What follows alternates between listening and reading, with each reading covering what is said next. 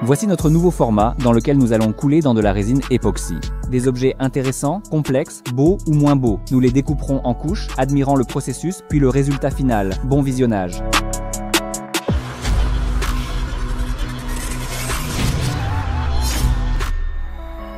Alors, quel est donc cet appareil?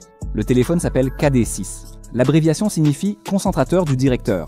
Cet appareil permettait au directeur de se connecter à 6 lignes téléphoniques externes et de passer de l'une à l'autre. C'est précisément pour cela que des boutons supplémentaires ont été ajoutés. De tels appareils étaient fabriqués dans les années 60 du siècle dernier, ce qui signifie que notre exemplaire a presque 70 ans. Avant de le couler dans la résine, il faut tout bien calculer. Sinon, après la découpe, on risque de trouver dans la résine des déchets, de la poussière, des cafards ou des objets cachés. Après le nettoyage, on remonte le téléphone comme si de rien n'était. Puis on perce de petits trous aux points les plus hauts. C'est pour que la résine remplisse complètement le boîtier. L'étape suivante consiste à découper le coffrage à la machine laser. Pour que cela soit le plus intéressant visuellement, nous avons décidé de fabriquer ces coffrages en matériaux transparents. Oui, c'est cher, mais au moins tout sera visible et compréhensible clair. Je pense que ça en vaut la peine.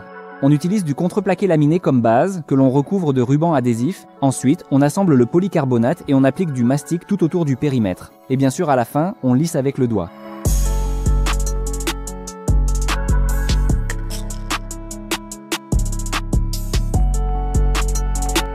Une fois le coffrage prêt, on place le téléphone dans ce sarcophage. On fixe le combiné avec 2 gouttes de colle et on prépare la résine. Au final, nous avons versé un peu plus de 13 kg de résine dans ce coffrage et l'avons laissé reposer pendant une semaine. Après 7 jours, la résine a séché et on peut retirer le coffrage. Comme vous l'avez compris, nous avons enfreint toutes les recommandations. Mais malgré le fait que la hauteur de coulée ait été dépassée de 3 fois, rien de catastrophique n'est arrivé. Oui, la résine a un peu chauffé et par endroits de petits groupes de bulles se sont formés, bien que, préalablement, la résine s'était elle-même débarrassée de l'air, puisqu'elle est très liquide et reste dans cet état pendant plus de 24 heures. Pendant ce temps, toutes les bulles, même les plus petites, quittent le chat. À l'origine, cette résine a été conçue pour le coulage de plateaux de table. Elle convient parfaitement à cet usage car la hauteur de coulée d'un plateau de table dépasse rarement 6 cm.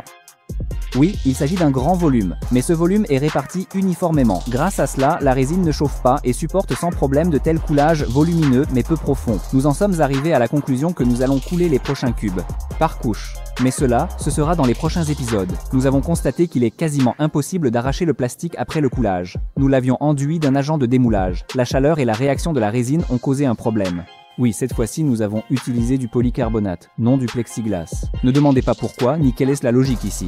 Il n'y a aucune logique, sauf que nous avions beaucoup de chutes de polycarbonate. Et les chutes de polycarbonate hors de prix reviennent bien moins cher qu'une nouvelle plaque de plexiglas bon marché. Voilà, c'est comme ça. Bref, après 1 heure d'efforts infructueux, Sania nous a donné une idée. Comme on le sait, la paresse est le moteur du progrès. Dans ce domaine, nous sommes doués. Puisque décoller le coffrage est long et fastidieux, on peut le découper rapidement et avec plaisir. C'est ce que nous avons fait.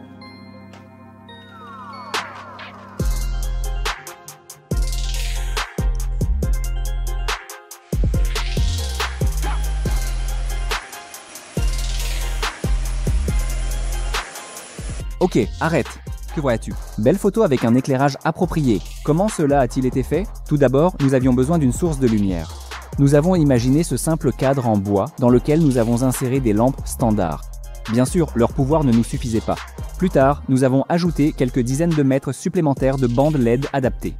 Nous avons retiré les diffuseurs standards, choisi un tissu approprié, mais bien sûr, nous n'avons pas trouvé le tissu idéal. C'est pourquoi nous avons plié un tissu à moitié adapté en 2 couches. Et nous l'avons fixé à une certaine distance de la source lumineuse. L'étape suivante consistait à fabriquer une grille en nid d'abeille pour ce grand luminaire.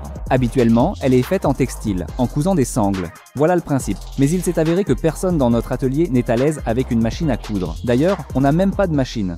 En revanche, avec la découpeuse laser, c'est bien plus simple. C'est justement pour ça que vous me voyez peindre. Un kit en contreplaqué de 4 mm. Il faut trouver un endroit où suspendre.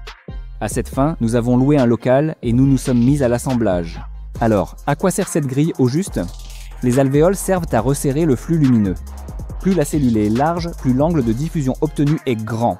Et plus la cellule est profonde, plus le faisceau lumineux est étroit. Dans notre cas, ce sont des cellules de 5,5 cm. La structure des alvéoles est assez simple, mais elles remplissent une fonction importante. Elles créent un flux lumineux directionnel, en modifiant le degré de contraste sur l'ensemble du champ d'éclairage de l'objet. Pour le dire très simplement, à partir d'une seule source lumineuse puissante qui éclaire dans toutes les directions, nous avons créé 1320 sources distinctes. Et cela fonctionne vraiment. La lumière va exactement là où il faut, ce qui permet ainsi de mettre directement en valeur l'objet du tournage. Tout le reste, si ce n'est pas éclairé, reste dans l'ombre. Donc, pour éviter d'éclairer tout le reste, il nous faut nous isoler du monde extérieur. Pour l'instant, nous avons décidé de ne pas construire de murs solides, mais simplement de nous contenter de rideaux. Nous avons tendu un câble et accroché en plusieurs couches le tissu noir le moins cher.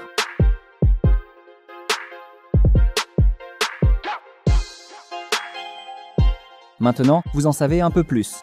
Tout d'abord, nous avons décidé de couper le polycarbonate collé de façon permanente à la base. Un léger mouvement de la scie à ruban, quelques minutes et finalement la paresse a gagné. Après cela, nous avons regardé la coupe. Nous avons compris nos erreurs, remplacé et resserré la lame et le travail a repris. Finalement, nous avons décidé de couper le téléphone en tranches de 5 cm. Beaucoup se posent à ce stade une question légitime.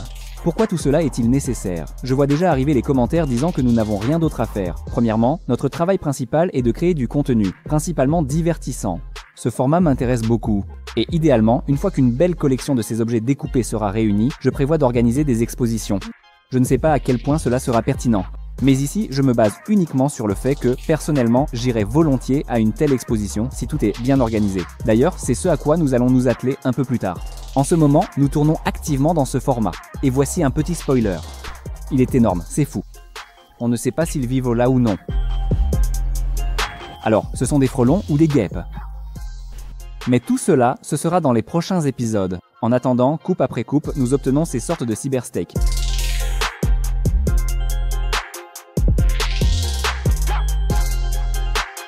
Après 1 heure de découpe, si on les aligne, voilà ce que ça donne. D'ailleurs, c'est aussi une option comme pièce d'exposition, mais j'ai décidé de les disposer mieux, plus esthétiquement. Et comme je le pensais, nous avons commencé à préparer ces disques pour le prochain coulage.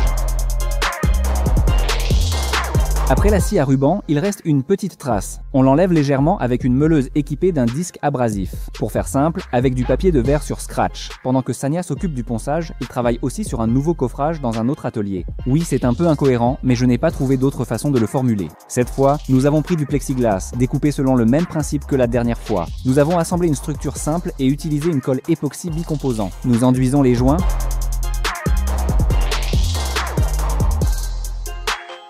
En fait, c'est la même résine époxy, mais avec une formule améliorée. Elle est épaisse et durcie, c'est-à-dire qu'elle se polymérise en 10 minutes, ce qui est pratique pour ces opérations.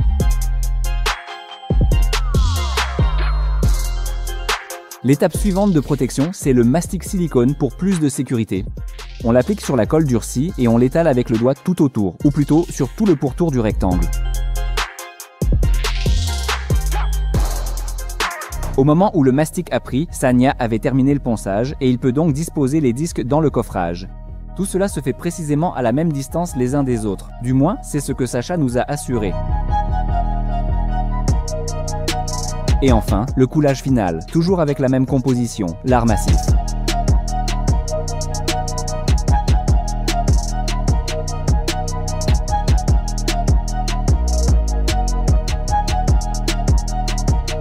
À dire que nous étions déçus, car dès le départ, nous ne comptions pas obtenir un résultat parfait du premier coup. En fait, c'est pour cela que l'on fait des épisodes pilotes.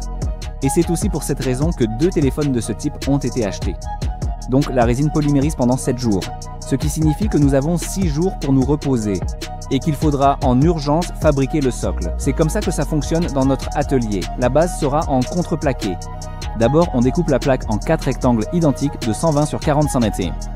Ils seront assemblés à un angle de 45 degrés. Au final, on doit obtenir quelque chose qui ressemble à une colonne, pour que la coupe soit à hauteur des yeux et qu'il soit facile de l'observer. Nous avons décidé de décorer le socle en faisant référence à l'objet coulé, dans ce cas, le téléphone. Cela nous a pris quelques jours d'études de l'histoire et du travail du designer.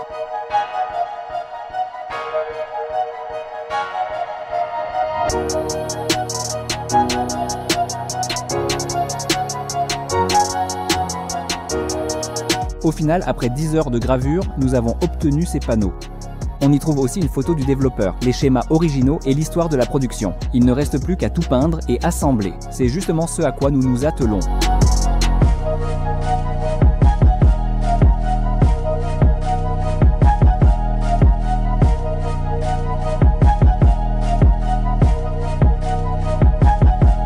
Au final, chaque disque est légèrement visible dans la résine, comme un élément distinct. Les traces du ruban sont également légèrement visibles, et de petites bulles s'y accrochent. Nous avons examiné tout cela et en avons conclu que chaque disque devait être un élément indépendant et que toutes les coulées de résine devraient se faire sous vide afin d'obtenir à coup sûr un exemplaire parfait, digne d'être exposé lors des salons. Mais pour l'instant, nous faisons avec ce que nous avons. Dans le prochain épisode consacré à la découpe, nous vous montrerons la version retravaillée, qui sera, je l'espère, parfaite. Mais pour ne pas la manquer, vous savez ce qu'il faut faire. Ce n'est un secret pour personne que YouTube traverse une période difficile. C'est pourquoi votre soutien est important en ce moment. C'est grâce à vous que nous pouvons continuer d'exister et lancer des projets comme celui-ci. La meilleure façon de soutenir la chaîne, c'est de partager cette vidéo sur n'importe quel réseau social. Merci et que la hache soit avec vous.